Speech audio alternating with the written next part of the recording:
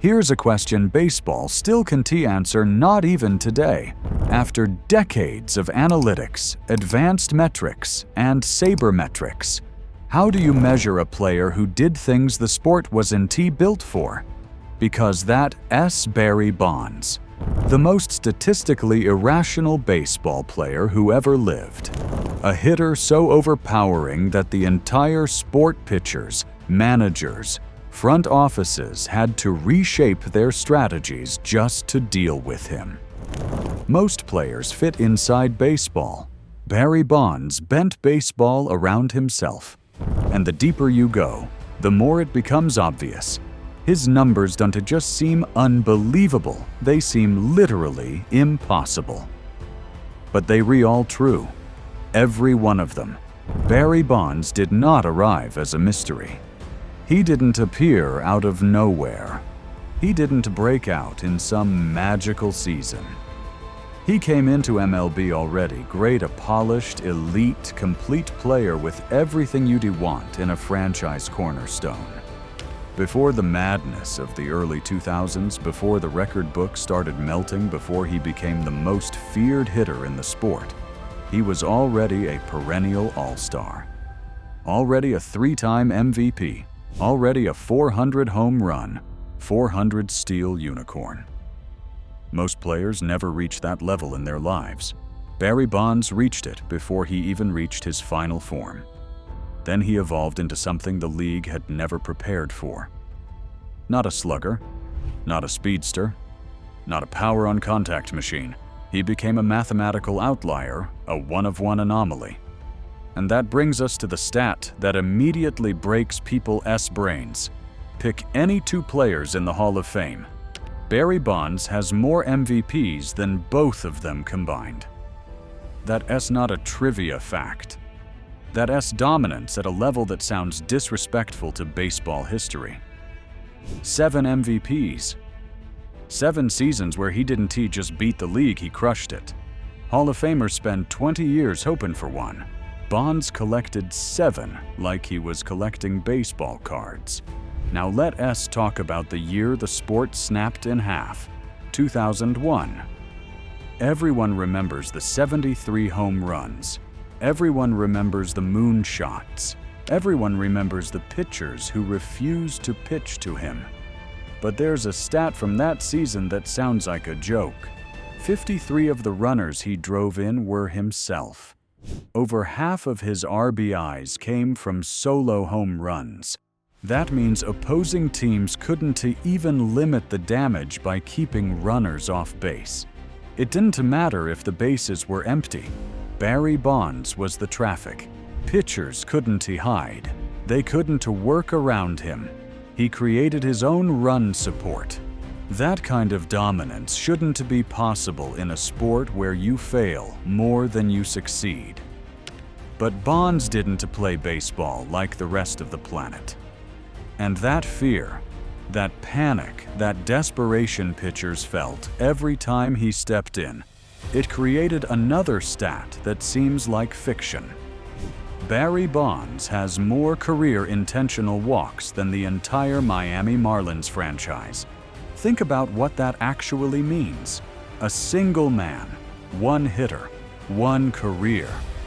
More intentional walks than a entire MLB team that has played thousands of games across decades. That isn't fear. That is surrender. From 2001 to 2004, Bonds reached a level the sport had never seen and might never see again.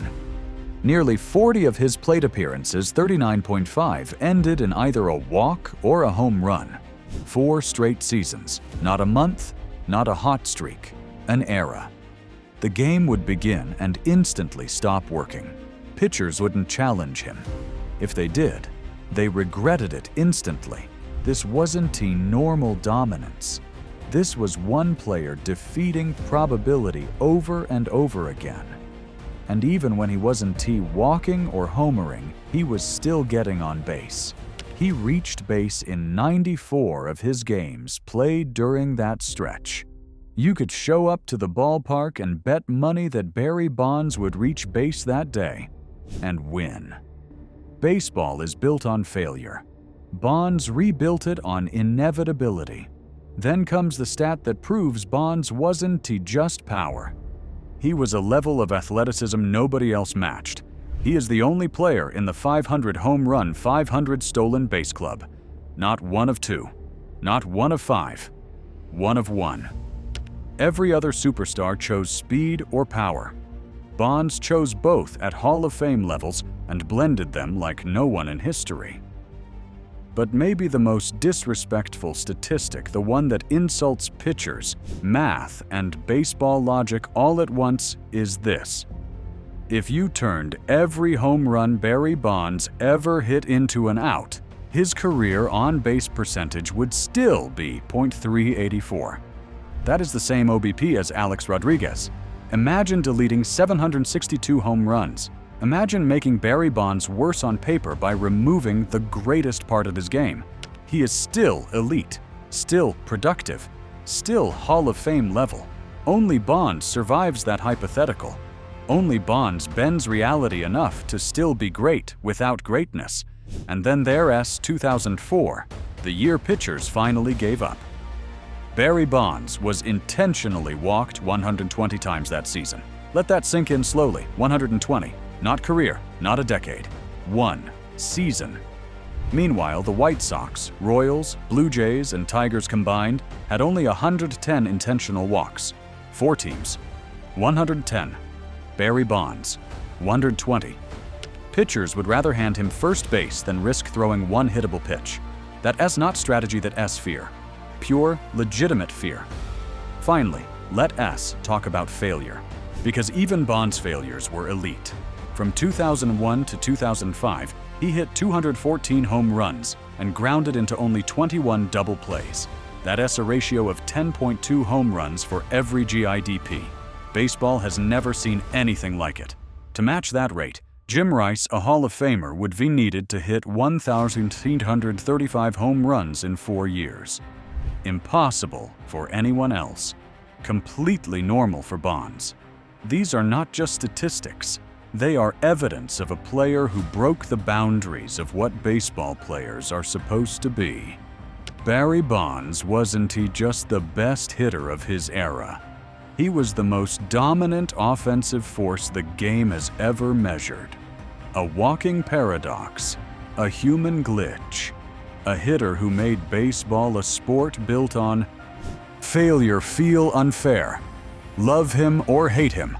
Question him or defend him, you cannot outrun the numbers.